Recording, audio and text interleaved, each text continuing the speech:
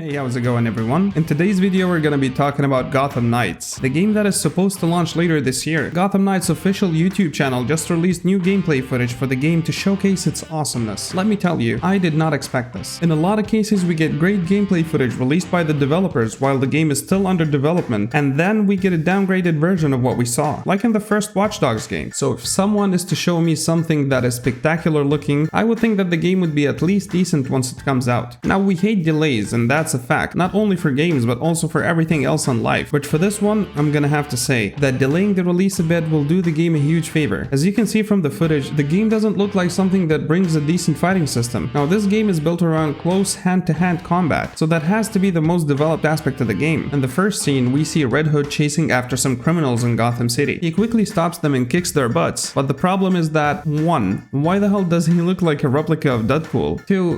Why is he so slow and his movement looks quirky? Now, I know that the game is still being developed and sharpened, but I am sure that this is something that they will release. Once they show us footage of the combat, I know for a fact that they think that this combat scene is decent and good enough to build hype around the game. But no, I can see this being a major issue with the game. The game then shows us how the character navigates through the city for a bit. They show us that Red Hood uses a grappling hook to elevate himself on tops of buildings and double jumps using magic. I have to say, adding magic to this game is immersion breaking. Not that the game looked immersive in the footage, but adding magic double jumping isn't the way to go. The second scene shows Nightwing's gameplay. We see how he uses robotic wings to fly into the scene, and then he starts using a glider of some sort that looks like something out of Fortnite. Then he showcases the stealth elements of the game. The stealth in the mission shown is shown for about a few seconds only, and then they start showing us how augmented reality vision is a thing that can be used in the game to spot clues and secrets that could be hidden for the naked eye. This AR vision concept looks like something taken out of the old Assassin's Creed games that was called the Eagle Vision. We're shown footage of Nightwing's combat style afterwards. I noticed a lot of choppiness in Red Hood's combat, and I noticed the same for Nightwing. Nightwing looked faster and smoother to control, but still, whenever he jumped to attack a faraway enemy, it looked like he was just sliding through the level to get close to the enemy in a very unpleasant animation. The game showed Red Hood almost as a slow brute that would prefer using dual-wielded pistols to take down enemies instead of engaging in hand-to-hand combat, and they showed how Nightwing is the one to be stealthy, although the stealth scene went for about a few seconds, and uses some sort of batons powered by some kind of ice magic to take down enemies. The game tried showing that Nightwing was agile and more evasive, but I still think that his movement is slow for the character that they are trying to portray. In a previous older gameplay demo where they showed us Batgirl's gameplay and fighting style, I noticed some frame drops here and there, but I thought nothing of it. And now that I see a major frame drop when they show us Red Hood again in the third scene, when Red Hood took on a boss, I noticed that physics effects are causing this issue, and the time between the two gameplay footages being uploaded to YouTube is almost 2 years. I have a feeling that the trend of releasing broken games for a full price is gonna take a toll on this one. I do think that the game's launch will be a troublesome one, especially if it doesn't get delayed to fix those issues. The game is set to be released on October the 25th, 2022, which is like 5.5 months from now. Looking at the game's footage, we can also see that they do not show a lot of the city that we're supposed to be navigating. So my speculation would be that they do not have enough done for it yet, and they will rush it. I'm just afraid that the gameplay would be fixed, but the world will be empty and depressing. The Gotham City theme has to be dark and depressing a bit, but if it's also empty with nothing to be done in it, that would be a deal breaker. The release date just doesn't seem right with these demos. The characters look too stiff for the game's genre. I still cannot imagine this game releasing in the current state and getting the reviews that the game would be asking for. There's a lot expected from this game since the previous Batman game set the bar so high. Even Batman Arkham Night, that was completely unplayable on PC, was great on console story-wise. The issue with the PC version was that it was ported to PC by a small studio that Warner Brothers hired to do the job. This studio had no experience with AAA titles, and that's why the game had a lot of crashing issues and glitches that were making the game unplayable. But the story and mechanics in-game themselves were great, and a lot of great feedback was given about them. And for Gotham Knights to be released broken, this would really weaken the franchise. I mean, a broken game released in the Battlefield franchise destroyed EA's and DICE's reputation, and Battlefield has a huge following, unlike this game. Gotham Knights' main task is to get people to play in Gotham City again, after waiting for 7 long years for a decent game to continue raising the bar. With what's expected from it, I don't think that they'd be able to satisfy the gamers' needs with this one. Now, 6 months is not a short amount of time, but still, with the game's size and mechanics being shown, 6 months looks like something that isn't enough to sharpen the game to a degree where they can release it and patch everything else later on. And for the frame drops that I noticed, if the frame drops are something that is connected to a PC, I would make the argument that maybe, just maybe, the PC that they were using wasn't good enough. Although, come on, they can use any of the PCs used to render those scenes for the game and they would be able to run it at like 120 FPS with no trouble. However, the game footage shown looks like being recorded on an Xbox Series X. And the reason to why I made this assumption is that I noticed that the buttons look like ones from an Xbox controller shown in the beginning of the game when the video shows us how to access and use the game's customization menu. Bear in mind that these games may be recorded in 60 FPS, but the videos on YouTube themselves are only available in up to 4K at 30 FPS. And I can only imagine playing a game at 60 FPS only for it to drop to 15 FPS whenever I do anything except exploring the city. And since this issue is showcased on a new console, I wouldn't place any pre-orders for this one yet. For the PC version, if of course it's not technically broken, it's gonna depend on the PC being used to play the game. And of course it's in Warner Brothers' best interest to make this game as accessible as possible for PC gamers. While you play Gotham Knights solo, there's also an option to play co-op multiplayer, allowing a second player to drop in and out of the game as one of your fellow knights, without affecting you. Gotham City is set to be a living, breathing ecosystem which will feature citizens just going about their day-to-day business, a variety of criminal factions and iconic locations from the vast Batman universe, including the GCPD. We'll also see appearances from Batman's Rogue Gallery. In an interview with Games Radar, Gotham Knights executive producer Fleur Marty has revealed that the combat system for its upcoming Batman game, Gotham Knights, has been designed with two-player co-op in mind. According to Marty, players should expect something slightly different to the previous Batman games, explaining that they have entirely redesigned the combat system in order for it to work well in co-op. While Marty noted that Gotham Knights is still a brawler and some of the mechanics won't feel totally alien for people who played and enjoyed the Arkham series, he added that it is in many ways very different. Despite this focus on co-op, there will still be some flexibility in how Gotham Knights can be played. According to Marty, it will still be possible to play Gotham Knights entirely solo, and the co-op element is conveniently drop in, drop out, so you're not entirely dependent on another player. Further to that, story progression is shared between all the characters so you can switch between heroes as you please, provided that you're in the Belfry, and invite a friend to join you without the worry that they'll pick that one underpowered character that you haven't played as at all. Even with that flexibility though, the idea and the spirit of the team-up is important to the overall game. As creative director Patrick Redding said, the two-player dynamic fits the fantasy and the Gotham City setting. The duo or team-up is such a central feature of the universe that there's a shorthand for it in the comics, in animation, and the film and TV versions. Earlier today I saw some bad news. Warner Brothers just confirmed that the game won't come out for last-gen consoles, and I can only imagine what could have happened if they were to try to release the game for the last-gen consoles. This game is coming out only to 3 platforms, which are considered to be the major platforms for gaming: Xbox Series X or S, PS5 and PC. So it better deliver something playable and enjoyable, or this could be the studio's last attempt at a game in Gotham City. All in all, I do hope that this game would release smoothly and prove me wrong, but my hopes are not too high. And other than the fact that it would be catastrophic for the developers and publishers for the game to release in an undercooked state, it would also mean that we won't be getting the game that we waited for, and that would suck. This video isn't only about showing the defects in the game, it's also about me telling you that we need this game to be perfect. It's been a while since we got a decent game in Gotham City,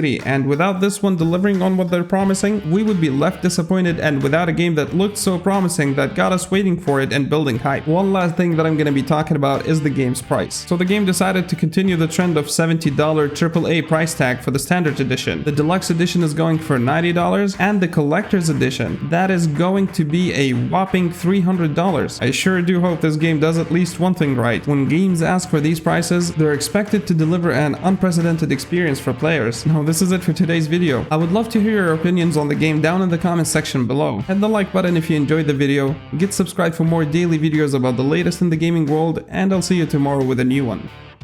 Enjoy.